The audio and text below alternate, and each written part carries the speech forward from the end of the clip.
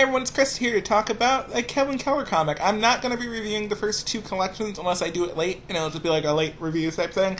I just wanted to review this one because I liked it a lot, and it made me excited for what they could possibly do with Kevin in the show. I don't know how the show's going to go. I feel like it could be so different from the comics, and I'll still be fine with it either way. But yeah. Anyway, Kevin Keller's from the Archie Comics series, which is probably what I should have started about that. The show's getting turned into a live-action show called Riverdale, and he has already been cast. Most of the main cast has already been cast, and I'm super excited for it. He is a gay character in this universe, and in this comic, it starts off with a forward introduction from George Takei, and then George Takei is also in the first comic, and I was all about it. There's a line in the forward. Comics play an important role in contributing to a healthy, sociable community, and Kevin is a great role model for youth of America. And I was like, you know what? I think you're right, George Takei. Because, I kind of agree with you. I do. I love Kevin in the series. I've mentioned that people think Kevin's kind of a Mary Stu. When I read both of the collections next to each other, I'm not going to deny that he's hella a Mary Stu, but he's also just a really good character. He has his flaws. He's extremely clumsy, which I think is really funny because he's kind of athletic. But, he's extremely clumsy, and he deals with stage fright and some of the other issues and things like that. And he's pretty bad at dating. So he's not completely Mary Stu, and I feel like some of the things but I do feel like in this issue, some of the things he says, or some of the ways he reacts to things is just a little bit no, you're allowed to be angry in this situation, why are you not? And it's because he's a Mary Stu. But it's okay. And I feel like the show's going to make him not as much of a Mary Stu anyway, because I really doubt they would do that in a drama. But yeah. Anyway, so we're here. At the Kevin Keller, You Drive Me Crazy, And the first comic, like I said, has George Takei in it. It's Kevin Keller is writing a paper about someone who inspires him that happens to be George Takei. And then we get to see George Takei in the comic. I love this little image of the cast as Star Trek characters and with George Takei in the front. I thought it was really cool. And yeah, he's in that issue. I love George Takei. I love him in things. One of my favorite queer movies has him in it, and he just always saying wonderful things. And I thought the introduction was great. I thought his character in the comic was great. I loved seeing Kevin kind of geek out and freak out over meeting his idol. I thought it was great. The next issue in the comic is pretty much the drive me crazy part of this. Kevin is driving his family everywhere. He has a very animated, energetic family. I really like his family from the previous issues. He's driving them all around everywhere because he's driving the family car, and then now he's trying to get his own car, and some of the Archie characters that I love help him out in the process. Like Dilton, who I've not seen in any of his comics really, except, yes I have. I've seen Dilton a little bit in some of Kevin Keller comics, but Dilton's great. He's kind of like this nerdy guy. He's an inventor. He does things like that. And so he makes Kevin's car really technologically advanced, and then Kevin goes on a date with a guy with this technologically advanced crazy car, and he doesn't know how to control it. And it was funny. It was really light, and I liked it. I thought it was just a really cool little comic that I enjoyed. The next two parts are why I really want to talk about this. The next two parts of the comic were Decisions to Decisions Part 1 and Decisions to Decisions Part 2. Essentially, it's about Kevin Keller getting his first actual boyfriend. He's gone on dates in the past. I didn't know what to feel about it first. I kind of prefer some of the guys that he's gone on dates for. I really wish he would have gone on more than a couple of dates with Brian and maybe became boyfriends with Brian because I like that character.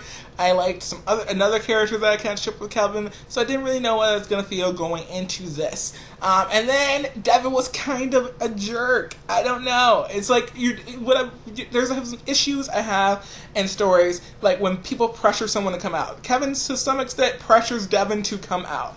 And I understand from Kevin's perspective, dating someone who's in the closet is very difficult, especially for Kevin who's done all of this work to accept himself and then come out to his family and then come out to new friends in a new town and all of this. To be dating someone in the closet and trying to deal with that is very difficult.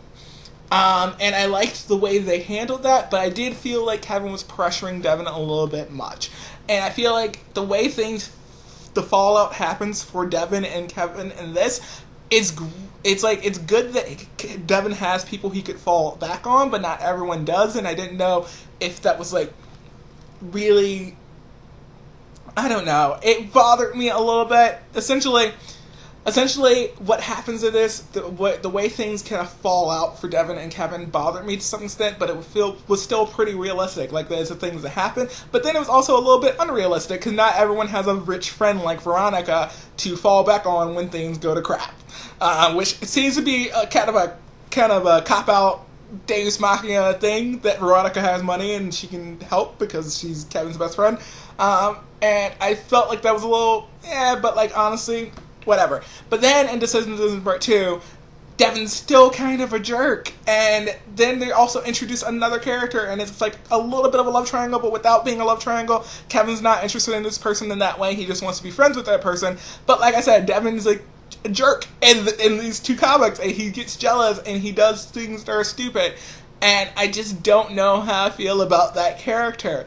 And I feel in all the chances that he gets in the series, but like, you know what I mean? But I'm still like that. I still like kind of like the arc of him getting his first boyfriend and dealing with these things.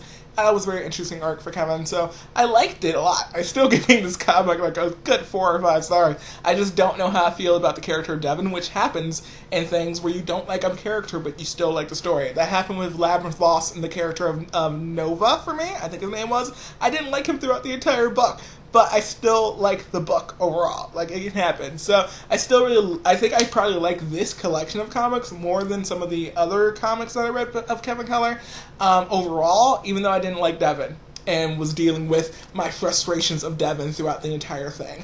But yeah, that's where we are with this. I really like the Kevin Keller character. I'm just super excited for Riverdale. I don't know if anyone's been cast to Dilton. I hope so. I hope the show doesn't leave Dilton out. I haven't seen anything, though.